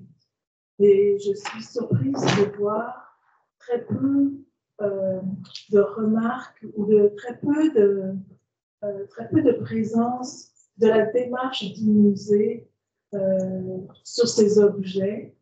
Et je me pose la question à savoir si c'est tout simplement un changement de discours qui s'opère dans le musée ou s'il n'y a pas un changement plus profond. Et je pense à certaines interventions de ce matin, par exemple, où on dit que exposer des objets sensibles affecte les équipes qui travaillent avec ces objets. Donc, ma question est de savoir, est-ce que le musée ne devrait pas aussi exprimer dans ses expositions et surtout dans ses expositions permanentes la démarche qu'il est en train de faire sur ces objets, avec ces objets et avec ses idées. Peut-être je vais essayer de répondre à cet aspect. Au musée du Quai Branly, je ne dirais pas qu'il y a. Par exemple, au Black Indian, il y a eu des commentaires à quelques reprises qu'on s'était aligné sur un certain discours du moment. D'accord?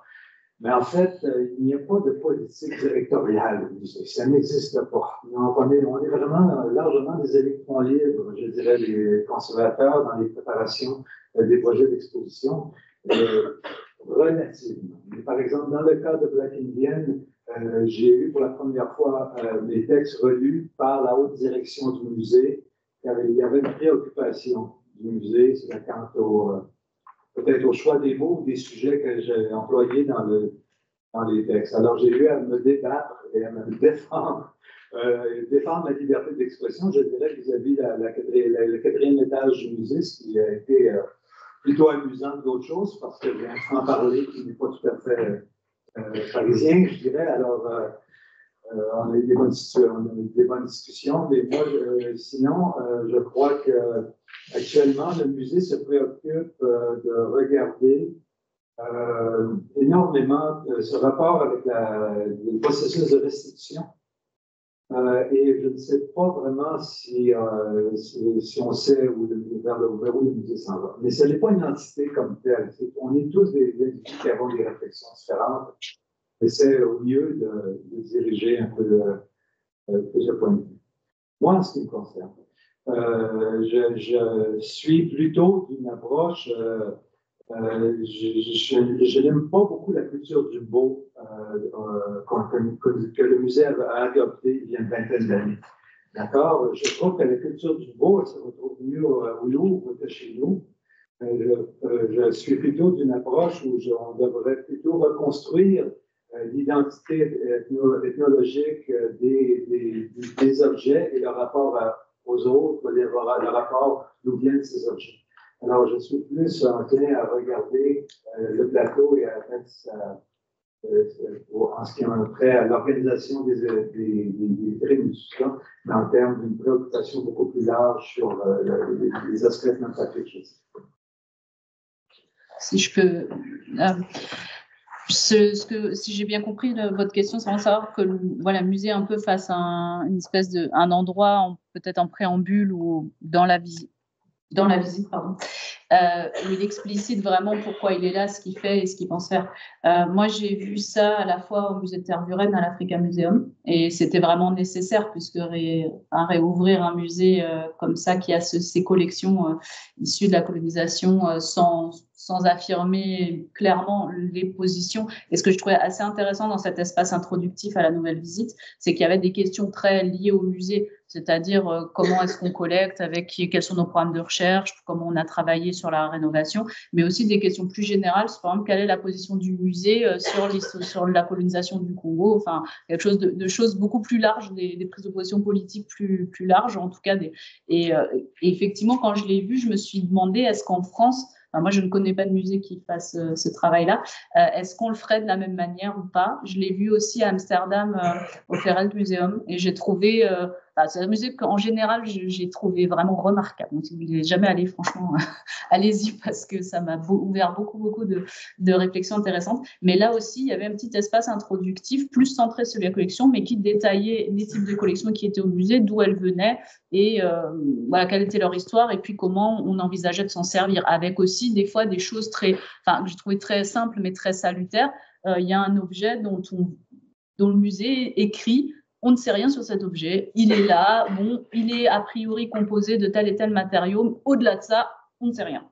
Donc là aussi, pouvoir se livrer en disant le musée ne sait pas tout, il n'a pas réponse à tout, et il n'est pas uniquement objectif, et voilà, je trouvais cette ouverture vraiment pertinente, effectivement.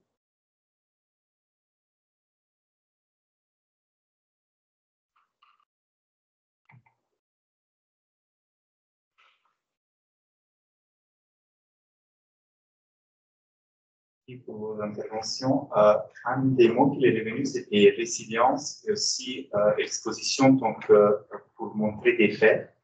Et notamment dans le mémorial, ça m'a beaucoup surpris cette machine à grains et le fait de poser uniquement un cartel et explicatif, certes scientifique, historique, mais vu qu'on connaisse une table ronde sur la médiation, je me demande vraiment quel est le rôle des musées face à des objets sensibles.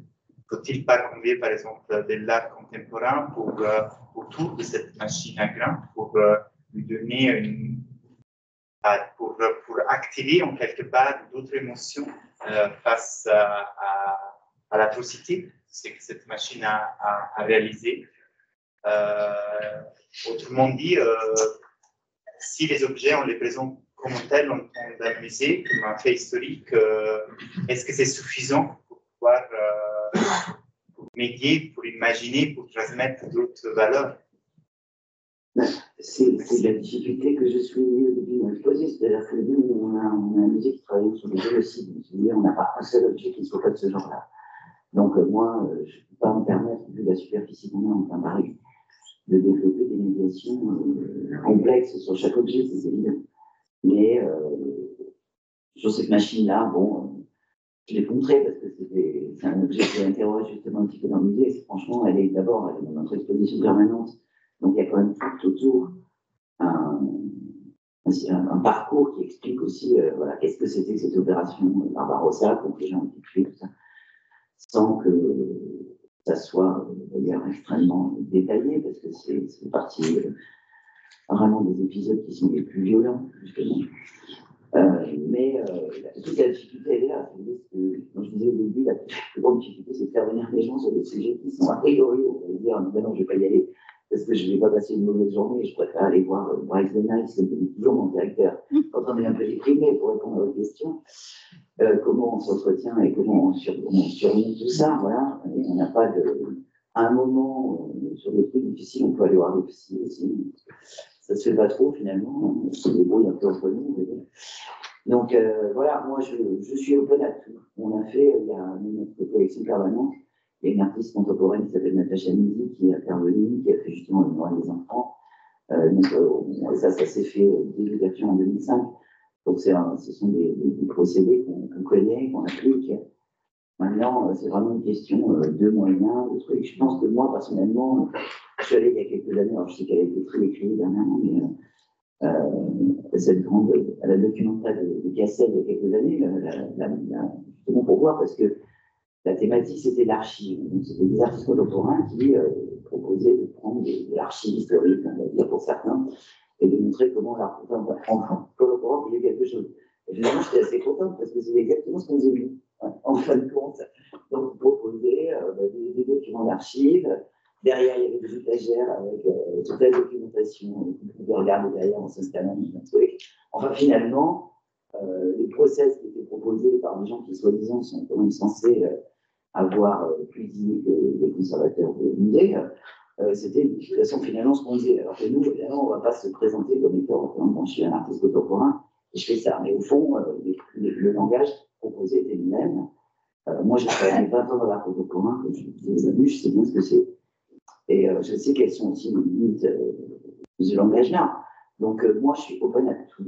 Donc, comme je disais, la VR, tout ce que vous voulez. Je pense que dans la violence, je ne sais pas ce que vous en penserez, mais c'est vrai que tous nos musées, on propose aussi des médiations avec des gens, de l'être humain. Et je pense que c'est vraiment ça qui est le plus disponible, parce que finalement, quand on est mal à l'aise devant quelque chose, c'est toujours mieux de pouvoir se tourner vers quelqu'un pour poser la question, faire part de son mal-être et pouvoir en discuter.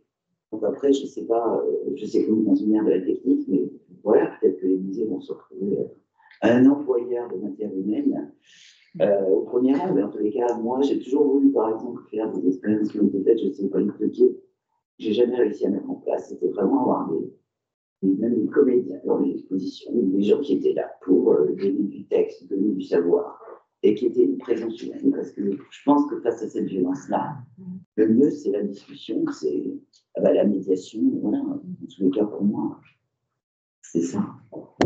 Je voulais juste rajouter quelque chose à ce que vient de dire Sophie, parce que avant qu'il n'arrive dans le musée, nous, on l'a fait, ce musée. Et ça a été une discussion dès le départ. Ça a été à la base de la réflexion. Et l'artiste Natacha Midi, dont j'ai parlé hier, comme vous avez vu en détail, et qui était là à l'arrière de la photographie qu'a montré Sophie, c'était intéressant de voir le contrat. Mais on a aussi des choses qui vont faire des erreurs, à mon avis. Et la machine à grains en est un magnifique exemple. Parce qu'elle n'est pas du tout à sa place. Elle est à la fin du parcours. Et donc, on arrive sur cette machine à grains, on a déjà vu l'évolution depuis les massacres par balle jusqu'à la chambre à gaz. Et on retombe sur cette machine. Pourquoi? Parce qu'elle a été donnée après par le père Dubois. Et que, par ailleurs, elle est énorme et qu'on a une surface d'exposition permanente, petite, et c'était le seul endroit, semble-t-il, où elle tenait. À mon avis, et c'est l'avis de tout le conseil scientifique, et je pense que c'est l'avis de Sophie aussi, il faut désormais refaire cette exposition permanente, parce qu'elle n'est pas du tout à la hauteur des ambitions qui ont été décrites parfaitement par Sophie tout à l'heure et maintenant, qui font que le monde évolue, que les conservateurs évoluent, que le public évolue, et que l'exposition permanente, elle est fixée. Et la différence entre la qualité des expositions temporaires du musée de la Shoah et l'exposition permanente est immense. Mais malheureusement, le gros du public vient, les groupes scolaires, les groupes citoyens qui sont absolument passionnants, ne voient que l'exposition permanente. Et donc là, on est dans un problème qui est un problème de place, puis un problème financier, parce que refaire une exposition permanente, ça coûte cher. Donc on peut avoir de magnifiques idées, mais malheureusement, on est bloqué par l'évolution, par le temps de l'histoire. Cette machine de 41, elle doit être pour la partie 41, sinon on ne comprend rien. Elle est pas de 41, elle est de 43, la machine. Oui, elle est de 43, mais elle ne doit pas être en 45. Et donc, je veux dire, elle est, bien sûr, on est bien d'accord. Trois questions encore. On pourra. On va prendre encore une question. Je suis désolée pour partager trop de temps sur le reste du déroulé de la matinée, mais on pourra garder un temps final de discussion après la dernière table ronde si des questions n'ont pas été. Merci. J'avais juste deux petites questions pour le musée de l'immigration. Est-ce que vous pourriez nous expliquer plus concrètement comment vous avez fait pour éviter, comme vous le disiez, que les témoignages de gens ne soient pas considérés comme des illustrations d'une histoire plus globale? Vous avez dit qu'il fallait placer telle chose à tel endroit. Voilà, j'aurais voulu plus d'informations précises. Et une toute dernière question à M. Bourget, puisqu'il nous a un petit peu appâté tout à l'heure, pour avoir des informations sur l'origine de ces fameuses entraves. Merci. Bien sûr, c'est ça. Du coup, sur les témoignages, alors dans le nouveau, en fait, il y a plusieurs niveaux sur le site internet. C'est présenté dans la partie du fond, enfin des collections qui est témoignages et sociétés, et c'est d'ailleurs assez intéressant parce qu'on a gardé une galerie des dons. Maintenant, ça n'existe plus dans le musée, mais ça existe dans le site. Il y a une galerie des dons virtuelle où on retrouve ces témoignages. Dans le nouveau parcours permanent, donc le choix, en fait, en deux mots, avant le nouveau parcours qu'on a réouvert en juin de l'année dernière, il y avait l'expérience partagée de la migration dans ce qui s'appelait Repères, donc avec un trajet du départ vers l'intégration. Et maintenant, on a un propos chronothématique de 1685 à nos jours qui mêle les trois fonds de collection, l'histoire, l'art contemporain et les témoignages. Et donc, en fait, les témoignages, à partir du moment où ils sont réellement des témoignages directs donnés par le musée, puisqu'on a des biographies qui sont pour les périodes anciennes, lues, etc.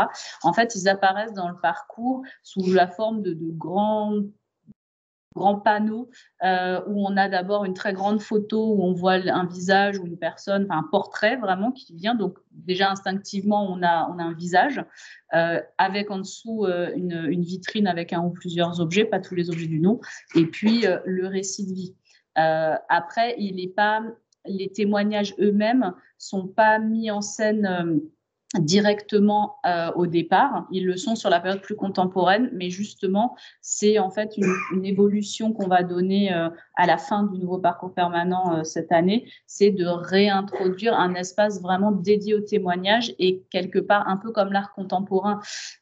Peu importe si c'est anachronique parce qu'il y a cette question du moment où le témoignage est donné, de la période dont il parle, et ça c'est une difficulté pour l'articuler dans le fil chronologique, mais finalement là on veut refaire un espace où les gens vont pouvoir aussi plus librement consulter les témoignages qui vont être présentés du coup hors de cette question pure de la chronologie. Mais dans la chronologie, on les incarne vraiment avec ces visages et ces grands objets de couleur, enfin ces grands panneaux de couleurs. Les entraves. En fait, pour l'exposition de keynesienne, je voulais montrer des entraves, car il y a très peu d'objets qui sont aussi, je dirais, directement porteurs de l'information sur l'esclavage que des entraves, des fouets, des trucs pour marquer la peau. Bon, c'est des trucs qui me dérangent un peu. Mais les entraves, je trouvais ça très efficace quand vous avez des entraves pour le bateau, bien sûr. Vous avez des entraves quand vous allez acheter l'esclave au marché, quand vous ramenez votre petit panier, c'est littéralement ça. Et vous avez des entraves de coups qui permettent d'amener ce qu'on appelle des chain gangs, plusieurs esclaves que vous ramenez. Donc, vous tenez le premier à la main et les autres sont attachés à la suite. Parce qu'évidemment, les esclaves, ils ne sont pas contents de se faire vendre et ils ne veulent pas suivre le maître au début. Alors, nous en avions au musée, mais ils étaient en dépôt à la Guadeloupe. Alors, au lieu, là, je me disais, bon, on ne va quand même pas réclamer au musée de Guadeloupe pour ramener ces objets-là, ne serait-ce que pour l'empreinte de carbone, pour voir petits morceaux de fer. Et j'aime bien aller au plus. Alors, je me promenais au plus de la Saint-Ouen. Et il y avait quelqu'un qui vendait de l'art populaire. Je suis spécialisé là-dessus. C'est quelqu'un qui vient de la région de Rennes, en Bretagne. Et sur une table, il y avait des entraves de bateaux, le cou et le cadenas spécialisé qui permet d'attacher la main de l'esclave. Il y avait ça sur la table. Et je me dis, bon, c'est des entraves d'esclaves. Je me dis, mais qu'est-ce que vous faites avec ça? Qu'est-ce que c'est? Ah, il dit ça, c'est des outils de ferme. Ça servait pour les animaux, pour entraver les animaux. Il dit en Bretagne. Et c'est quelqu'un qui m'a ramené ça près de Rennes. En fait, Rennes, la Bretagne, Saint-Bonneau était l'un des grands ports négriers en France. Il y en avait 17, mais il y en avait principalement 4 ou 5. Et effectivement, c'était des entraves. Alors, je les ai achetés pour les mettre à disposition. Alors, voilà, l'histoire des entraves. J'aimerais rajouter juste un petit point sur un commentaire qui était fait auparavant. Mais un point plus général, c'est qu'il y a pour moi, il y a deux niveaux qui sont difficiles avec lesquels il faut travailler, il faut faire très attention. Le premier, bien sûr, c'est le relativisme culturel. Ça, de toute façon, tout le monde sait exactement à quoi ça retourne. Mais il y en a un autre aujourd'hui, de plus en plus, qui, à mon avis, va nous adresser, c'est le relativisme historique et chronologique. Et de plus en plus, les gens perdent la notion du temps. Et ça me fait froid dans le dos à quelques reprises, mais très souvent, les commentaires que je reçois par rapport à un événement historique viennent de gens qui se replacent dans le passé et qui regardent cet événement, mais sans se demander comment les gens du passé le vivaient, cet événement. Je pense, par exemple, on fait l'expo actuellement des Mexica, petite publicité, mais en même temps, la violence dans l'expo Mexica, elle est omniprésente, c'est une violence impériale. Il y a des objets du sacrifice humain, mais vous en avez partout. Si vous regardez bien au plancher, vous allez voir du sang partout sur le plancher. Alors, j'ai souvent cette réaction de l'aspect sanguinaire des Mexicans, mais en fait, si on ramène des gens au 16e siècle, dans la violence du 16e siècle, en Europe, en Amérique ou ailleurs dans le monde, en fait, c'est une violence qui est disséminée au travers de la population, qui est en fait aussi bien en Europe qu'en Amérique. Des morts violentes, on en voit tout le temps. Alors, il faut essayer de ramener ça, mais c'est très difficile de ramener les gens sur cet aspect.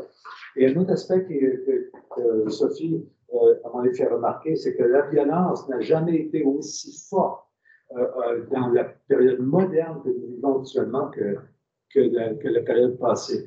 Alors, même s'il y avait quelques dizaines de milliers de sacrifiés que les Mexicans ont sacrifié sur les autels sacrificiels, c'est rien dans une semaine à Gaza, si vous voulez. Donc, il faut quand même garder en mémoire que la violence du passé est loin d'être terminée, car les humains sont encore ce qu'ils ont toujours été, des humains. Alors, c'est surtout de la violence moderne sur laquelle je pense qu'il faut montrer, discuter. Et je pense qu'il est important aussi de ne pas trop édulcorer les propos pour les rendre, consommables par la plus grande partie de la population. Je pense que c'est important de dire les choses telles qu'elles doivent être dites le mieux qu'on peut pour pouvoir justement bien transmettre ces préoccupations. Je ne suis peut-être pas très clair. Merci Léo pour le dire. Et je crois qu'on doit céder la place à la table ronde suivante. On aurait pu continuer encore longtemps. J'invite les collègues qui participent à la table ronde suivante qui va nous permettre de conclure sur des questions juridiques, mais aussi d'aborder des questions déontologiques. Cette table ronde sera animée par Vincent Qui est la prochaine?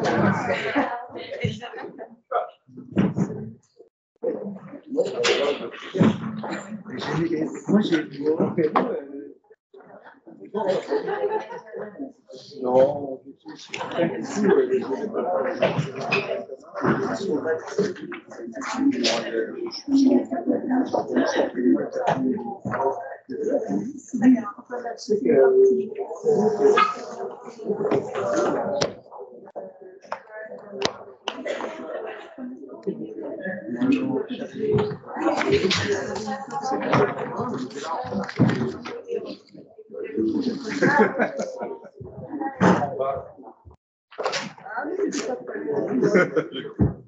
Je laisse te mettre au centre. Oui, oui. Je vais faire rentrer Bon, allez, merci. Ça va. Alors attention parce que mercredi le non, moi j'avais assez de charge. Est-ce qu'il n'y en a pas une là quelque part? Pirater